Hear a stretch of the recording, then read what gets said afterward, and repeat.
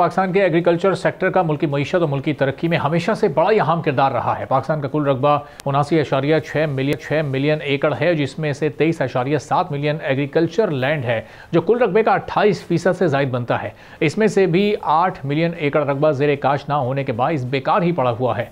गुज़िश्ता माली साल यानी 2023-24 में पाकिस्तान की एग्रीकल्चर इकॉनमी को क्लाइमेट चेंज के नतीजे में होने वाली शदीद मानसून और बारिशों की वजह से अरबों रुपए का नुकसान उठाना पड़ा था। काश्तकारों को रवा माली साल में गंदम की फसल की कम बुआई का मंसूबा बना रहे हैं, क्योंकि उन्हें खदशा है कि इस साल भी उनकी फसलें तबाह ना हो जाएं और फिर से अरबों का नुकसान ना उठाना पड़े।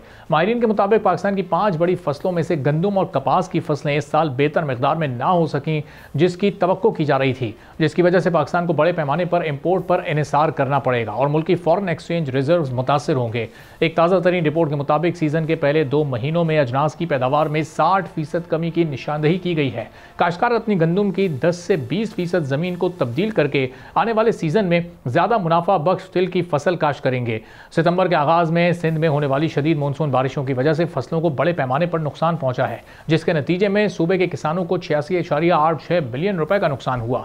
5,41,000 एकड़ से ज़ायद फसलें मुकम्मल तौर पर तबाह हुई। खास तौर पर 2,93,000 एकड़ से ज़ायद कपास की फसल बुरी तरह मुतासिर हुई। 35,271 एकड़ पर चावल की फसलें मुकम्मल तौर पर तबाह हुई और 2,69,000 एकड़ से ज़ायद फसलों को नुकसान पहुंचा। शदीद बारिशों से कपास की पैदावार में 21% और खजूर की पैदावार में 41% का नुकसान हुआ। इसके अलावा टमाटर की नर्सरीज को 3.4%, तिल की फसल को 22%, प्याज को 58%, मिर्चों को 12% और सब्जियों को मजमूई तौर पर 18% का नुकसान उठाना पड़ा। एग्रीकल्चर सेक्टर के माहिरीन के मुताबिक मैक्रो और माइक्रो लेवल के चेंजेस करके ज़राई शोबे को रिवाइव किया जा सकता है। प्राइवेट सेक्टर की तरफ से कम इन्वेस्टमेंट ज़राअत के शोबे में जिद्दत और टेक्नोलॉजी का इस्तेमाल और इक़्तिसादी तरक्की में सबसे बड़ी रुकावट है। किसानों की अक्सरियत छोटे ज़मींदारों पर मुश्तमिल है, जिनमें से तकरीबन 90% के पास 5 हेक्टेयर से भी कम ज़मीन है और इसके लिए दूसरा सरप्लस पैदावार के लिए हुकूमत की तरफ से क्रेडिट और सहूलत के बगैर तरक्की वो नहीं कर सकते।